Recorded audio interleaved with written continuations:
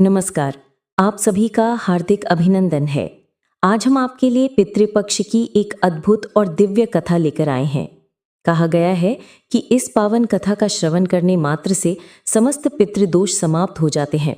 जिस मनुष्य के कानों में यह कथा प्रवेश करती है, उसके असंख्य पाप नष्ट हो जाते हैं और वह धन, सुख और समृद्धि से परिपूर्ण हो जाता है। यह कथा कोई सामान्य गाथा नहीं, बल्कि स्वयं भगवान श्री कृष्ण द्वारा पक्षीराज गरुड़ को सुनाई गई अमूल्य कथा है। तो आइए श्रद्धा और एकाग्र मन से सुनते हैं पितृपक्ष की ये परम मंगलमय कथा। बहुत प्राचीन काल की बात है। एक दिन पक्षियों के राजा गरुड़ के मन में पितृपक्ष को लेकर गहरी जिज्ञासा उत्पन्न हुई। अपने प्रश्नों का समाधान पाने के लिए वे द्वारिका पहुंचे और भगवान श्री कृष्ण के चरणों में प्रणाम करके खड़े हो गए।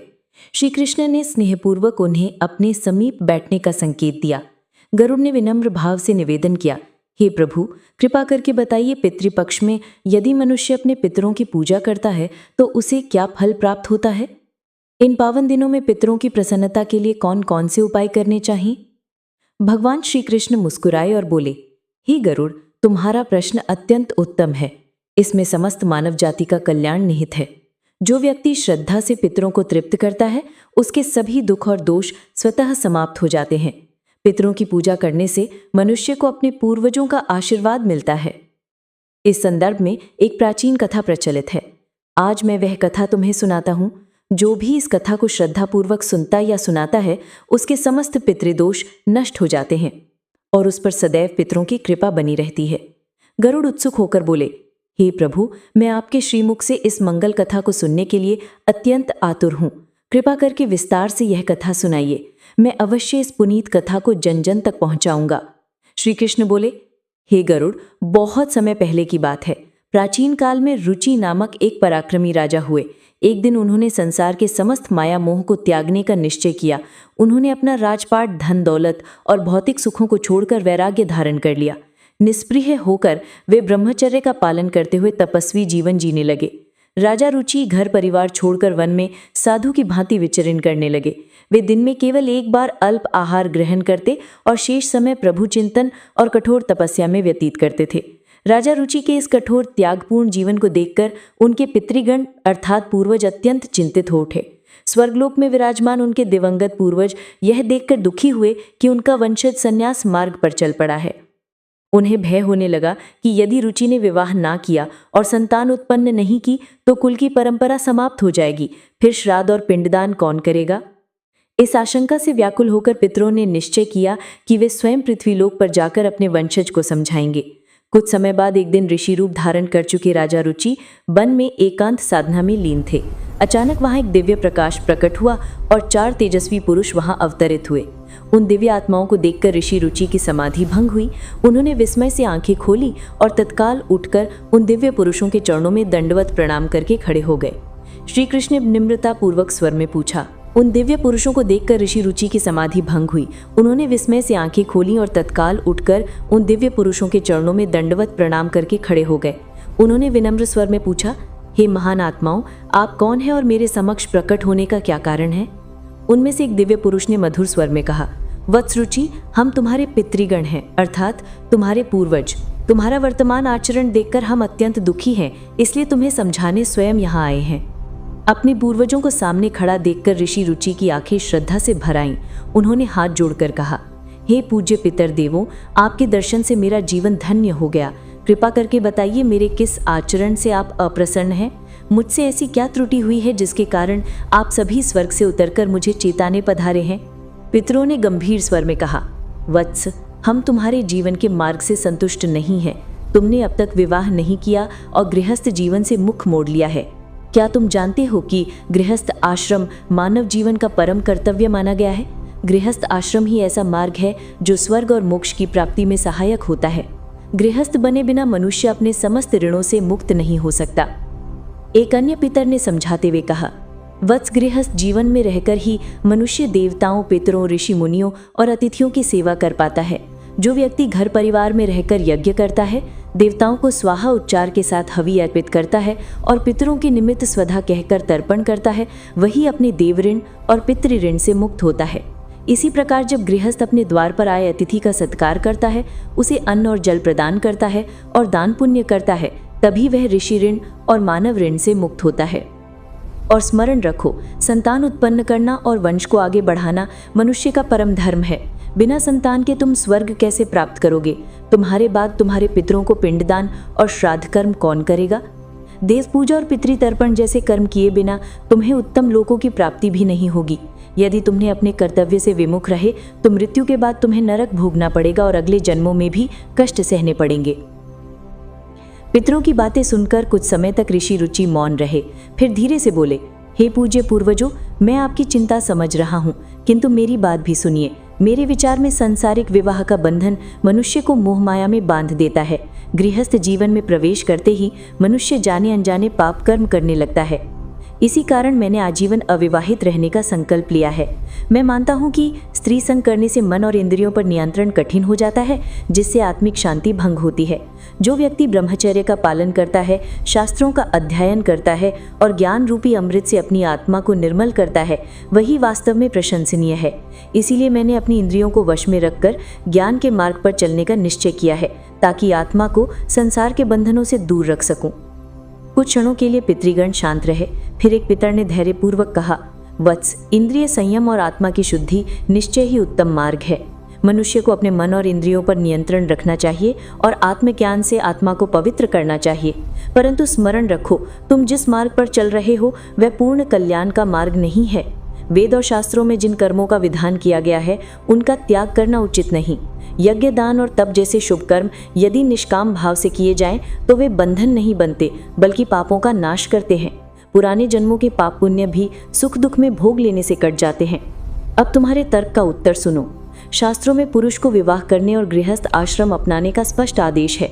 यदि तुम विवाह नहीं करोगे तो मोक्ष कैसे मिलेगा? बिना संतान के तुम्हें स्वर्ग की प्राप्ति भी नहीं होगी और हमें तर्पण भी नहीं मिलेगा। संतान द्वारा किए गए श्राद्ध और पिंडदान से ही पितर तृप्त होते हैं और वंश आगे बढ़ता है। यदि तुमने विवाह नहीं किया तो अब तक तप और त्याग से जो पुण्य कमाया है वे सब निष्फल हो जाएगा। हम पितर भी अतृप्त रह जाएंगे। अतः वत्स, विधि पूर्वक विवाह करो और संतान उत्पन्न करो। केवल संतान प्राप्त कर उसका पालन पोषण करके ही तुम हमें संतुष्ट कर सकते हो। पितरों के इन तर्कपूर्ण वचनों ने ऋषि रुचि का हृदय परिवर्तित कर दिया। उन्होंने अनुभव किया कि वास्तव में उनके पूर्वज सत्य कह रहे थे। काफी विचार करने के बाद अंततः उन्होंने निश्चय किया कि अपने पितरों को प्रसन्न करने के लिए गृहस्थ जीवन अपनाना ही उचित है। उन्होंने हाथ जोड़कर कहा, हे पितर देवों, आपने मुझे सन्मार्ग दिखाया है। अब मैं विवाह करने और गृहस्थ जीवन अपनाने का संकल्प लेता हूँ। किंतु एक समस्या है, मेरी आयु अब अधिक हो चुकी है। मेरे जैसे वृद्ध और तपस्वी व्यक्ति को कौन अपनी कन्या देगा? कौन माता पिता अपनी पुत्री का विवाह मुझसे करना स्वीकार करेंगे? राजा रुचि ने संकोच से कहा, हे पूज्य पितर देवों, आपकी आज्ञा में स्वीकार करता हूँ, किंतु ये सोचकर मन में संदेह हो रहा है कि कौन कन्या मेरे साथ विवाह करना स्वीकार करेगी। मेरी आयु अधिक हो चुकी है और मैं तपस्वी जीवन जी चुका हूँ।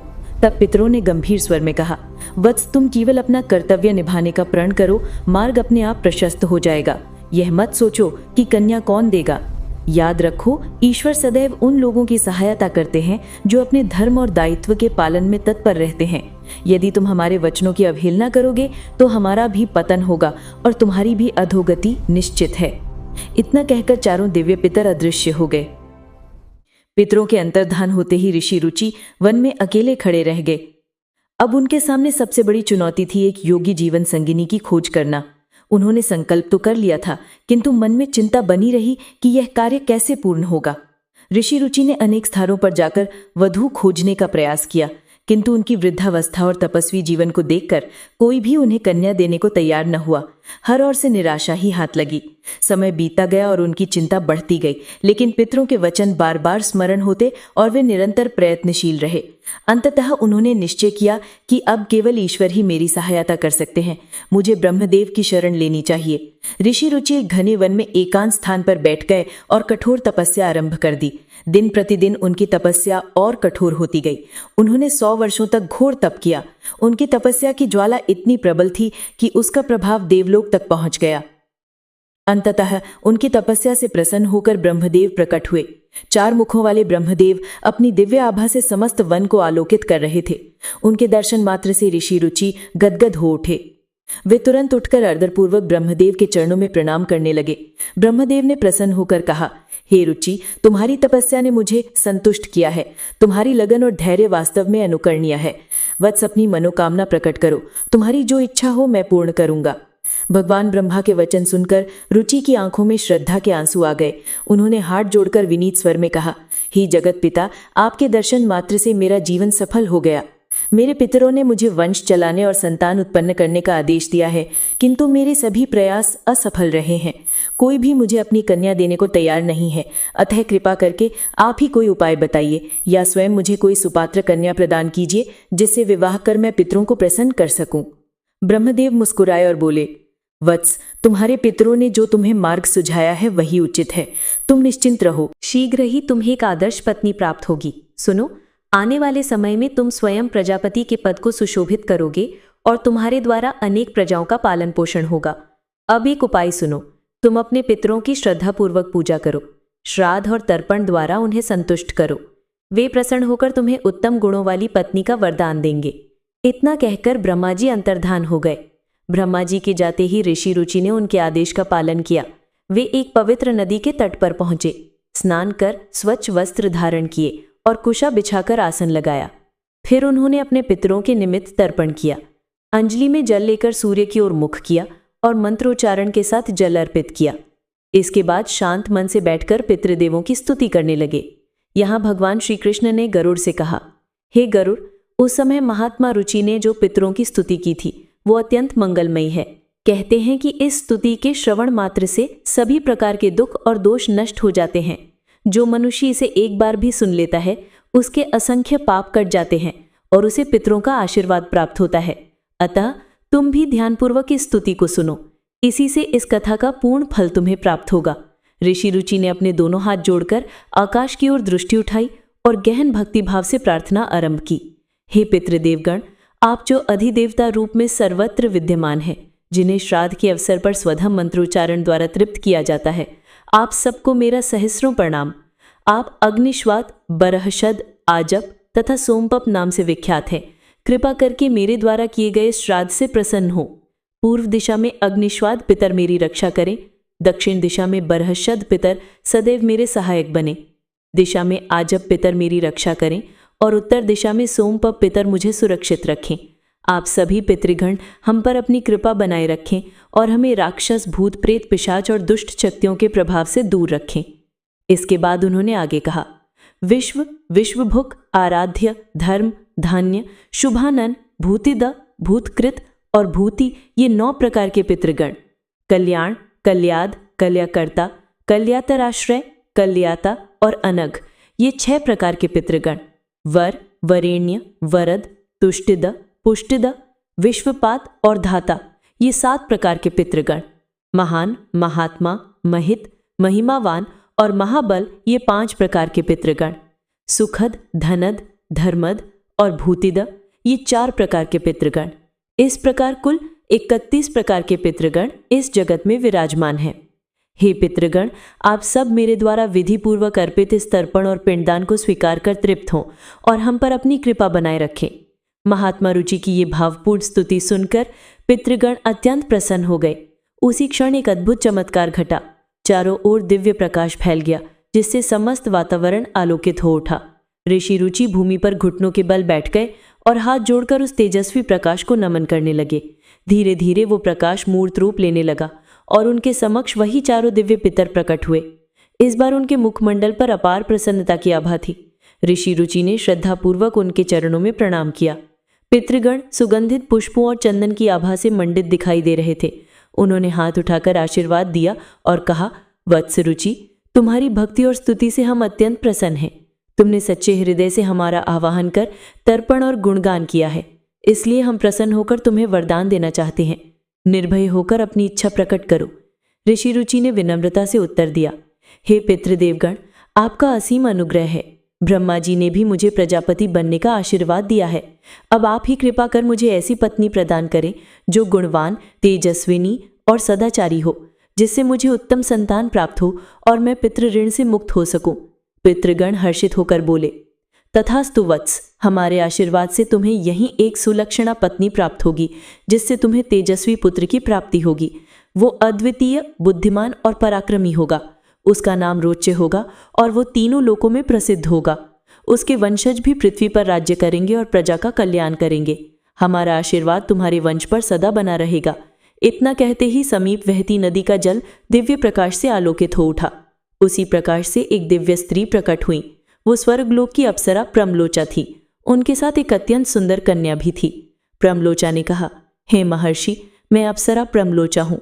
समुद्रदेव वरुण के पुत्र महर्षि पुष्कर से मुझे ये अनुपम पुत्री प्राप्त हुई है। इसका नाम मानिनी है। ये रूप और गुण में अद्वितीय है। आज मैं इसे आपकी पत्नी के रूप में समर्पित करती हूँ। आप मानिनी को स्वीकार करें। इससे आपको एक तेजस्वी पुत्र की प्राप्ति होगी, जो मनु नाम से विख्यात होगा। ऋषि रुचि का हृदय कृतज्ञता से भर गया। उन्होंने पितृगण और प्रमलोचा को प्रणाम कर मानिनी को पत्नी के रूप में सहर्ष स्वीकार कर लिया। वहीं पितृगण के आशीर्वाद से उनका विवाह विधि पूर्वक संपन्न हुआ। देवताओं ने प्रसन्न होकर पुष्प वर्षा की और वर वधू को आशीष दिया। कुछ समय पश्चात मानिनी ने एक परम तेजस्वी पुत्र को जन्म दिया, जिसका नाम मनुरोच्य रखा गया। उसने युवावस्था में अपनी बुद्धिमत्ता और पराक्रम से तीनों लोकों में कीर्ति फैलाई और अपने वंश का गौरव बढ़ाया। इस प्रकार ऋषि रुचि का वंश आगे बढ़ा और उनके पितर पूर्णतः तृप्त एवं संतुष्ट हुए। प्रिय मित्रों, इस कथा से हमें ये सीख मिलती है कि पितरों की पूजा और श्राद्ध कर्म का जीवन में अत्यंत महत्व है। पितृपक्ष में अपने दिवंगत पूर्वजों का श्रद्धापूर्वक स्मरण और तर्पण करने से पितर प्रसन्न होकर आशीर्वाद देते हैं और जीवन के सभी कष्ट दूर होते हैं। यही पितृपक्ष की दिव्य कथा है, जो भगवान श्री कृष्ण ने पक्षीराज गरुड़ को सुनाई थी। इस कथा के श्रवण मात्र से पितृदोष शांत हो जाते हैं और घर परिवार में सुख, शांति और समृद्धि आती है।